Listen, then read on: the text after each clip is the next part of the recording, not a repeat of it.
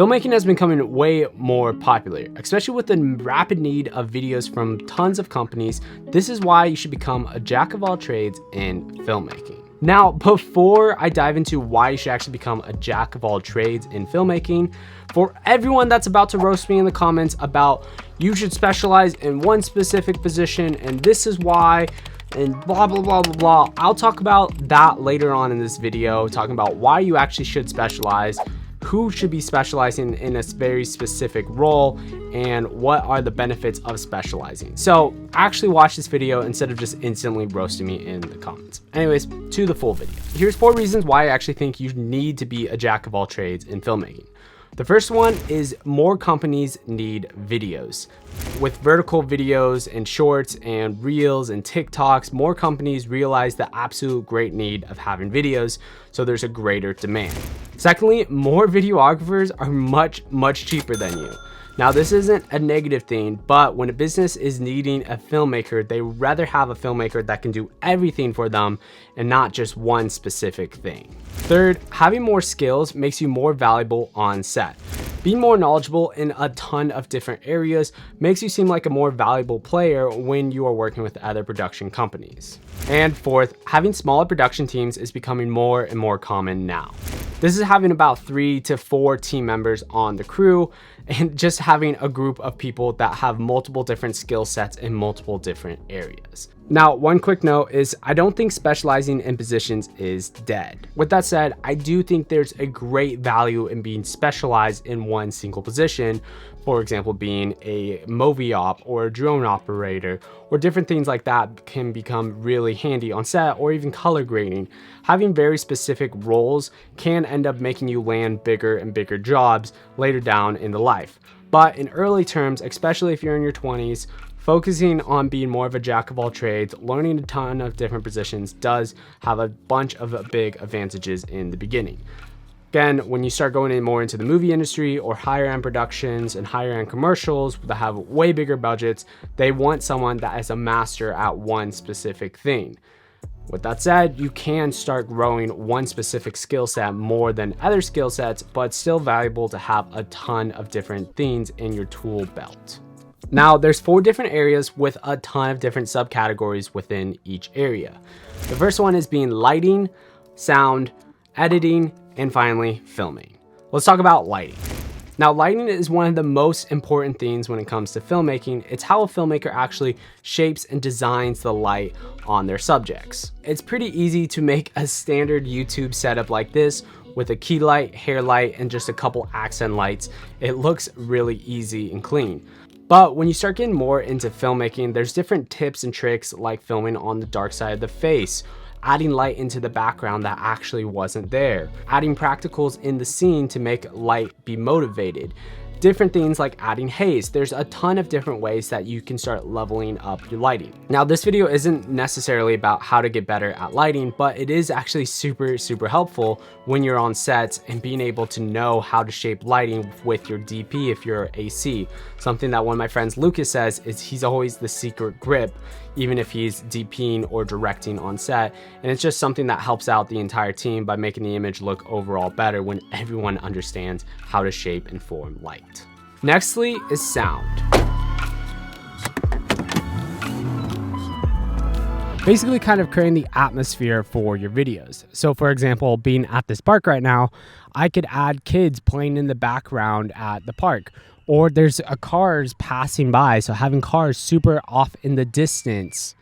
I'm outside, so maybe some birds chirping, a little bit of wind, and that kind of creates this atmosphere.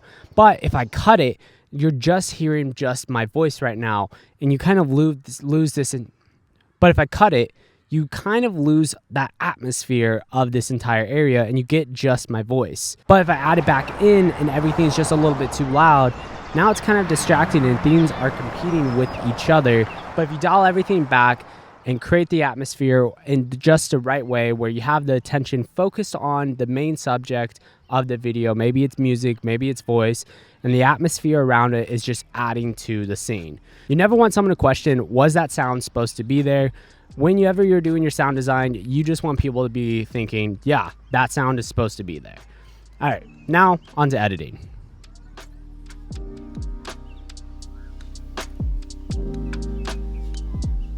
Now let's move on to editing and color grading. Now, a couple things that I recommend is just honestly practice, practice, and practice. Try, and try again. It's just kind of as simple as that. You can learn as many techniques as possible, but if you don't know how to actually physically apply them, if you don't understand pacing, your videos will end up falling flat and the edit will not make it. Then there's a whole other side with color grading, something that I honestly recommend. Taking courses is a huge thing for color grading. Watching YouTube videos. I have YouTube videos up talking about how I color grade my own footage. And then there is also the color grading process. Now, one easy thing to do is just watch as many videos as possible, practice as much as you can, learn from mentors, and then practice color grading in a bunch of different styles. This could be taking one clip and coloring in multiple different genres of film.